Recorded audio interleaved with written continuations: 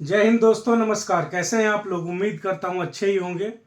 ये दूसरा वीडियो है हमारे उन दोस्तों के लिए जो बिहार बोर्ड से इस बार इंटरमीडिएट का एग्जाम देने जा रहे हैं। पहला वीडियो जा चुका है, रिस्पांस मिला जुला रहा है, बहुत ज़्यादा नहीं तो बहुत कम भी नहीं रहा है। लेकिन मैं अपने उन सारे दोस्तों को फिर से कहना चाहता हूं कि भले ही आपको लगे कि ये वाइट बोर्ड पे लिखा हुआ क्वेश्चन है, भले ही आपको स्मार्ट बोर्ड नहीं दिख रहा हो, भले ही आपको लगे कि कोई ऐरा गैरा आके और ऐसे ही 10 सवाल लिख के चला गया, लेकिन मैं आपको एश्योर करता हूं अगर आप इन क्वेश्चंस को पढ़ के जाते हैं तो फिर आप पछताएंगे नहीं। आपको नहीं लगेगा ऐसा कि मैंने बेकार ही उस चैनल को देखा, उन वीडियोज को देखा, उन क्वेश्चंस को पढ़ा, कुछ और पढ़ा होता तो बेहतर होता। ऐसा कभी नौबत नहीं आएगा। इसलिए आप स्मार्ट बोर्ड पे मत जाइए, वाइट बोर्ड को मत देखिए, डल बैकग्राउंड को मत देखिए, आप अपने काम की चीज देखिए। आपके लिए सटीकता से निकाला हुआ वो सारा सवाल है। पिछले 5-6 सालों का जो नया पैटर्न है आपका, उस पे रिसर्च करके निकाला हुआ वो सवाल है। इसलिए मैं फिर आपसे रिक्वेस्ट करूंगा कि आप चैनल पे जाएं। मेरा चैनल का नाम है easy English by Avinash Shankar. उस पे आप जाइए।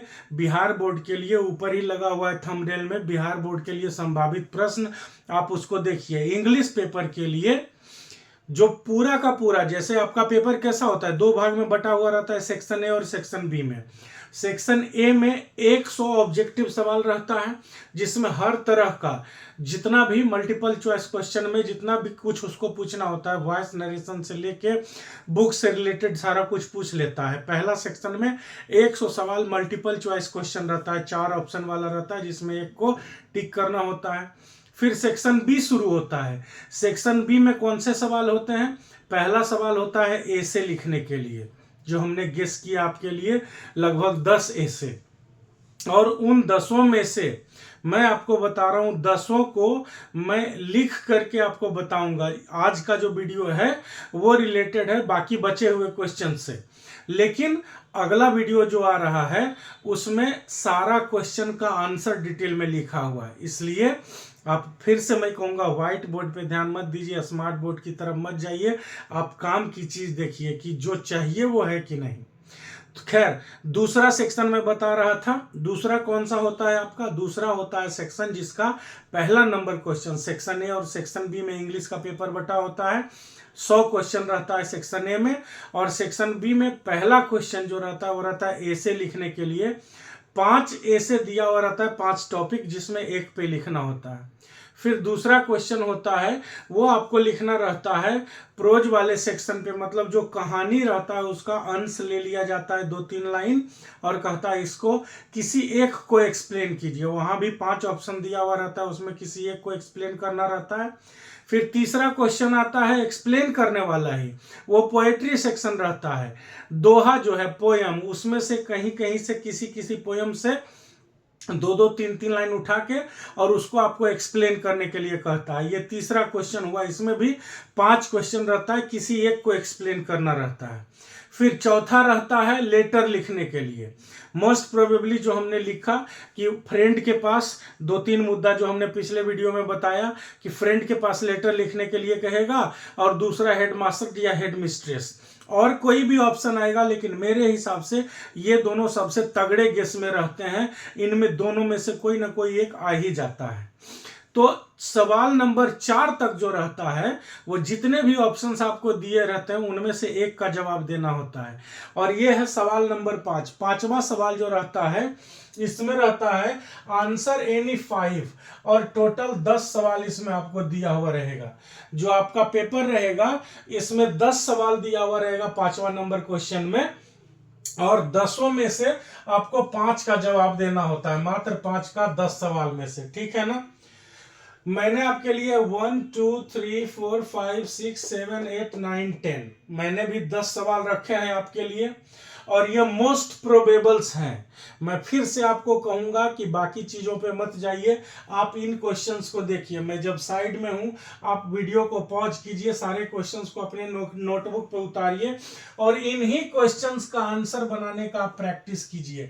हालांकि मैं फिर आपको बताने जा रहा हूं कि मैं जितने भी गेस क्वेश्चंस दे रहा हूं, 2 से 3 वीडियोज को 2 से 3 दिन के अंदर, मतलब संडे का शाम तक सारा वीडियो, क्वेश्चन का तो आज कंप्लीट कंप्लीट हो जाएगा और आंसर का सारा वीडियो संडे शाम तक अपलोड हो जाएगा। एग्जाम के नज़दीक में वीडियो देने का मेरा यही आशय है, यही मंशा है कि बाकी सब्जेक्ट्स की तैयारी जैसे कर रहे हैं कीजिए, इसको मात्र 5 दिन आप एक एक 2-2 घंटा देख लीजिएगा तो मैक्सिमम स्कोर कीजिएगा। स्कोर का तो बात ही मत कीजिए, ये डर तो मन से निकाल ही दीजिए कि पास करेंगे कि नहीं करेंगे। अगर जिन क्वेश्चंस को मैंने बताया है वो आप अच्छे तरीके से कर लेते हो मेरे आंसर्स के साथ, तो मुझे पूरा विश्वास है, मुझे पूरा उम्मीद है कि आपके बहुत अच्छे नंबर आएंगे इंग्लिश पेपर में, ठीक है ना। तो ये 10 सवाल रहे आपके लिए। ये प्रोज पोएट्री से मिक्स्ड रहता है और उससे रिलेटेड बातों पे सवाल पूछा हुआ रहता है। आपको इनको एक्सप्लेन करके लिखना रहता है। इनके लिए आपके मार्क्स और नंबर ऑफ वर्ड्स 40-50 ऐसे फिक्स किया हुआ रहता है कि इतने शब्दों में लिखिए, इतना नंबर का रहेगा। What made Sebe's heart beat faster, फिर है write a note on English as a global language, फिर है how did Sebe's father reacted to the teachers complaint, फिर है areas where English is used as a second language, why are Indians quick learners of English, what is Dr. Zakir Hussain's concept of education, why does Dr. Zakir Hussain call India the young state of ancient people, what are the features of drama, write the names of dramatic elements with explanation, what happens in autumn and how is it related to spring। ये 10 सवाल मैंने दिए हैं pros poetry को मिला करके, जो 10 सवाल क्वेश्चन नंबर 5 में आपको वहां पेपर में भी दिया हुआ रहेगा और इन 10 सवाल में से आपको 5 का जवाब देना होता है 50 वर्ड्स के आसपास में, ठीक है ना। तो इन 10 सवालों को आप फिर से ध्यान से देखिए, अपने नोटबुक में इनको नोट कर लीजिए और जब मैं आंसर दूंगा तो फिर आप आंसर भी नोट कीजिएगा। तब तक के लिए मैंने संडे शाम तक का समय आपसे मांगा है। संडे शाम तक आप अपने स्तर से इसकी तैयारी कीजिए और संडे शाम तक मैंने अभी तक जितने भी क्वेश्चंस आपको दिए हैं सबका आंसर आपके हाथों में होगा, आपके मोबाइल में होगा, वीडियो के रूप में मैं इस तरह से लिख दिया करूंगा। आप वीडियो पॉज करेंगे या स्क्रीनशॉट लेंगे, जैसे सुविधा होगा आप उसको अपने नोट में लिख लिया करेंगे, ठीक है ना। अब इसके बाद जो मोस्ट इंपोर्टेंट है, जो छठा क्वेश्चन का गेस मैं देने जा रहा हूं, छठे क्वेश्चन के लिए एक जो 100% श्योर शॉर्ट क्वेश्चन रहता है वो कौन रहता है, मिलान करने वाला। पोयम और उसके पोएट और स्टोरी और उसके राइटर, ये मिलान करने वाला। मैं एक गाना सॉन्ग, मैंने पिछले वीडियो में भी आपको बताया कि एक गाना गीत या आप जो समझ लो उसको, मैंने कुछ लाइंस तैयार किए हैं, 5-6 लाइंस ही होंगे मैक्सिमम।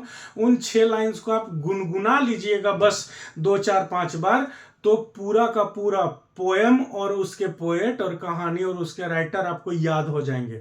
बस नेक्स्ट स्लाइड में आप वेट कीजिए उस कविता को आने का, मैं पढ़ के सुनाऊंगा, देखिए कैसे मिनटों में याद होगा आपको पोएम और उसके पोएट और स्टोरी और उसके राइटर। नेक्स्ट स्लाइड देखिए दोस्तों, ये वो कविता है, वो गाना है, वो दोहा है, वो रचना है जी, जो भी आप इसको बोल लीजिए।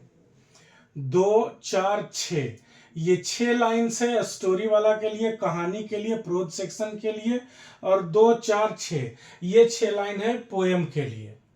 अगर ये 6 लाइन याद रखते हैं तो किस कहानी के कौन लेखक है ये पूरा याद हो जाएगा, पूरा क्लियर हो जाएगा, सब है इसमें, ये गेस नहीं है, ये टोटल पूरी की पूरी किताब आपके सामने, मेरे हाथ में आपके सामने, इसका पूरा जितना भी स्टोरी राइटर और स्टोरी और उसके राइटर, पोयम और उसके पोएट हैं, वो सारा है इसमें, ये गेस नहीं है। बस मनोरंजक तरीके से इंटरटेनमेंट में कैसे याद हो जाएगा उसके लिए मैंने कुछ तैयार किया। अगर आपको सही लगे तो प्लीज इसको फॉलो कीजिए। आप बस गुनगुनाते रहिएगा बीच बीच में इसको देख के और सारा का सारा याद हो जाएगा। जैसे मैंने कैसे तैयार किया मैं पढ़ के बताता हूं, फिर एक बार रिदम में गाएंगे दोनों लोग साथ में।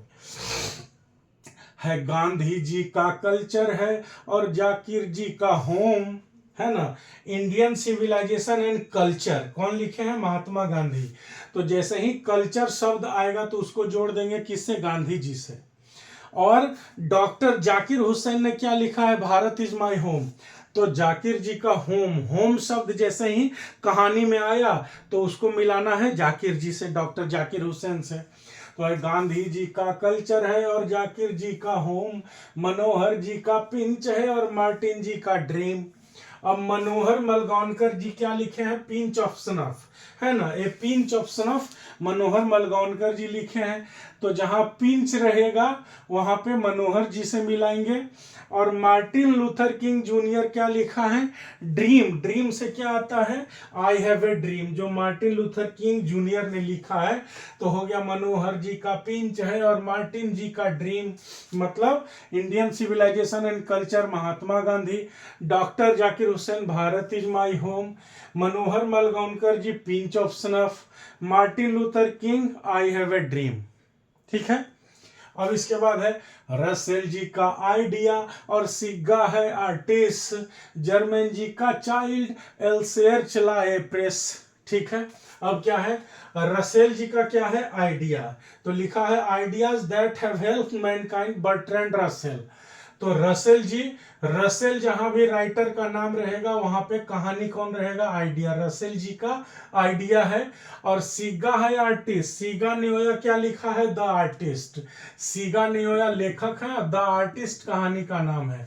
तो जहां भी आर्टिस्ट रहेगा सिग्गा से मिलाना है, जहां भी आइडिया शब्द रह गया तो रसेल जी से मिला देना है। बर्ट्रांड रसेल जी ने लिखा है ideas that have help Mankind. और फिर जर्मन जी का चाइल्ड है, एल्सेयर चलाए प्रेस, मतलब ए चाइल्ड इज बॉर्न, किन्होंने लिखा है, इसको लिखा है जर्मेन ग्रेयर ने, जर्मेन ग्रेयर ने लिखा है ए चाइल्ड इज बॉर्न। तो चाइल्ड जहां रहेगा उससे जर्मेन को जोड़ देना है, जर्मेन ग्रेयर। और एल्सेयर्स क्या लिखे हैं, how free is the press, एल्सेयर्स ने लिखा है how free is the press. अब क्या है, बेट्स का द अर्थ है और बक का ट्रेवलर आए, और चेकोव ने अपनी मैरिज का प्रपोजल लिखा रे भाई। तो क्या है, बेट्स, एच.ई. बेट्स ने क्या लिखा, द अर्थ, और उसके बाद क्या है, ट्रेवलर्स आई किसका है, बक का, पर्ल एस बक ने लिखा है ट्रेवलर्स आई। और एंटन चेकोव ने ए मैरिज प्रपोजल, तो एंटन और चेकोव ने अपनी मैरिज का प्रपोजल लिखा रे भाई। अब इसको एक बार में गाएंगे तो कैसा आएगा, गांधी जी का कल्चर है और जाकिर जी का होम, मनोहर जी का पिंच है और मार्टिन जी का ड्रीम, रसेल जी का आइडिया और सिग्गा है आर्टिस्ट, जर्मन जी का चाइल्ड है, एल्सेयर चलाए प्रेस, बेट्स का द अर्थ है और बक का ट्रेवलर आए, और चेकोव ने अपनी मैरिज का प्रपोजल लिखा रे भाई। तो पूरा का पूरा कहानी और उसके लेखक इसमें आ गए 12 लाइन में, है ना।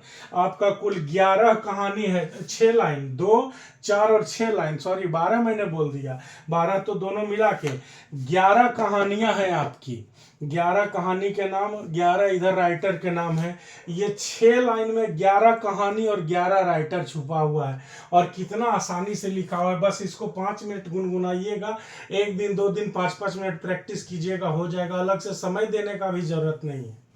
अब ये प्रोज सेक्शन के लिए 6 लाइन, 2 लाइन, 2 4 लाइन और 2 6 लाइन, है ना, 2 4 और 6।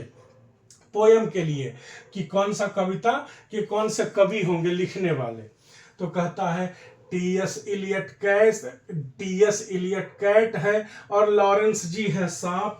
अब कैट में मैकेविटी है, मैकेविटी द मिस्ट्री कैट, ये है पोयम का नाम, और लिखे कौन है, टी.एस. इलियट।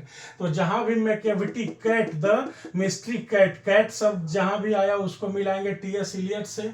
और लॉरेंस जी है सांप, तो लॉरेंस जी ने कौन सा कहानी लिखा, लॉरेंस जी है सांप, स्नेक, स्नेक माने होता है सांप, तो स्नेक से क्या आया है, तो जब आप देखोगे उसमें तो डी.एच. लॉरेंस करके लिखा हुआ रहेगा, और उसमें स्नेक ही नाम है, सांप, स्नेक ही पोयम का नाम है।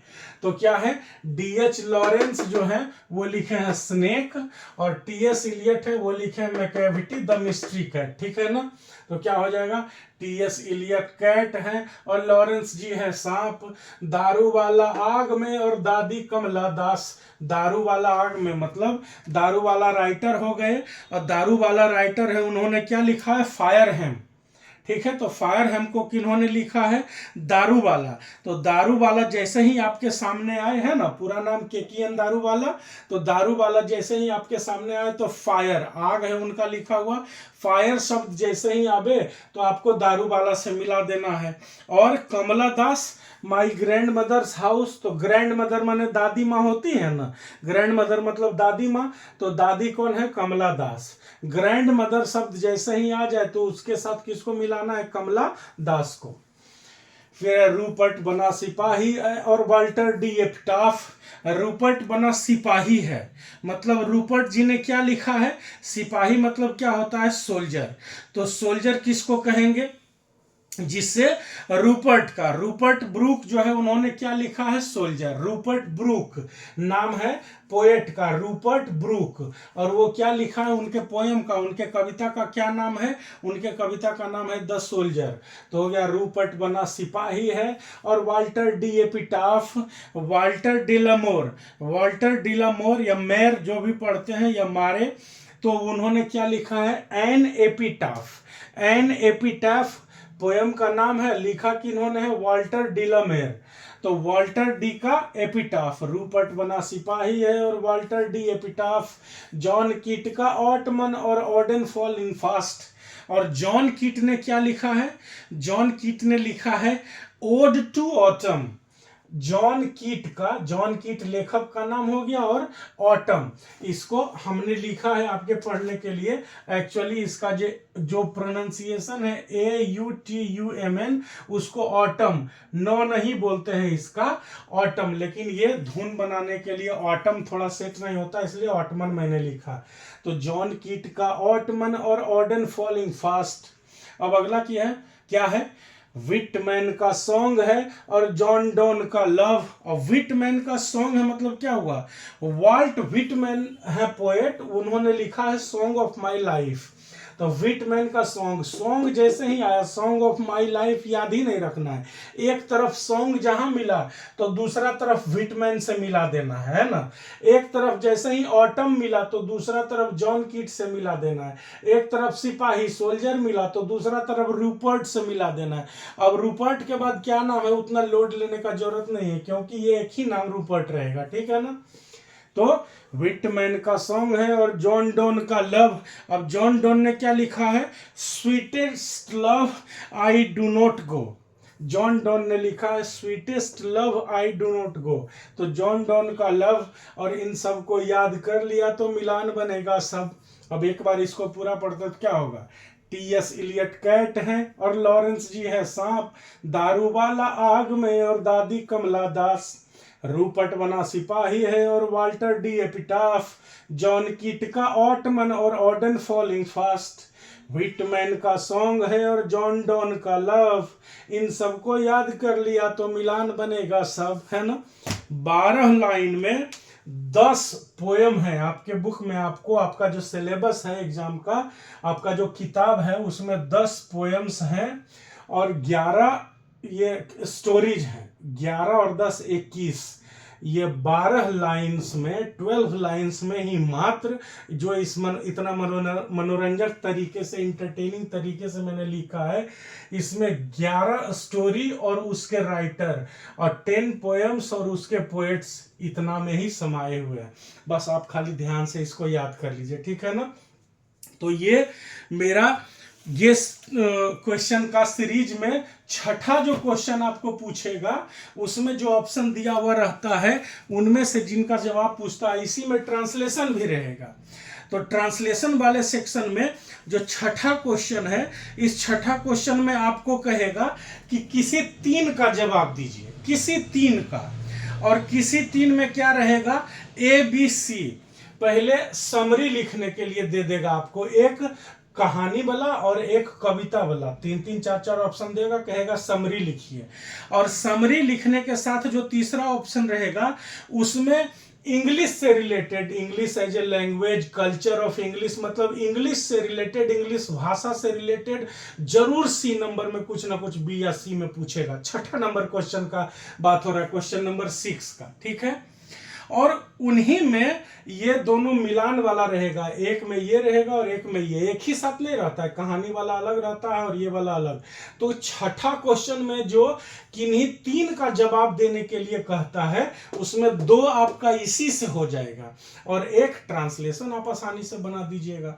तो अगर इसको आप अच्छे से याद कर लेते हैं, जो कि बहुत ज्यादा एक एफर्ट नहीं लगेगा, एकदम एफर्टलेस तरीके से याद हो जाएगा, मक्खन तरीके से, थोड़ा इंटरेस्ट इसमें जगा लेते हैं तो आपस में 2-4 लोग बैठेंगे और कहेंगे चलो ये वाला गाते हैं, गुनगुनाते हैं। 2-4 बार ही कीजिएगा, 2-4 दोस्त मिलके, तो बड़े आसानी से याद हो जाएगा। और क्वेश्चन नंबर 6 इससे पूरा का पूरा निकल जाएगा। बस ये दोनों और ट्रांसलेशन, क्वेश्चन नंबर 6 क्लियर हो जाएगा। तो ये जो मेरे गेस क्वेश्चंस हैं हमने दिए, इस वीडियो में था, पिछले वीडियोज में भी हैं, दोनों वीडियो को मिला के सारा गेस क्वेश्चन हमने आपको दिया। 7वां जो रहता है आपका क्वेश्चन, वो रहता है आपका कॉम्प्रिहेंशन रीडिंग। तो कॉम्प्रिहेंशन रीडिंग को तो गेस करने का कोई बात नहीं, आपके सामने कहानी रहती है, कहानी पढ़ के आपको जवाब देना होता है। लेकिन इन क्वेश्चंस को, जिसको हमने अभी आपको गेस करके दिया, जिन क्वेश्चंस को, ये आप याद कर लीजिए। छठा नंबर ट्रांसलेशन के साथ ये क्लियर कर देगा और बाकियों का कल से आपके पास आंसर आना शुरू हो जाएगा। और संडे इवनिंग तक जितना भी कोई गेस क्वेश्चन हमने दिया है, सबका सॉल्यूशन पूरा लिखा हुआ, एक एक शब्द, बस आपको खाली वीडियो पॉज करके अपने नोटबुक में उतार लेना है और 2-4-5 बार पढ़ जाना है।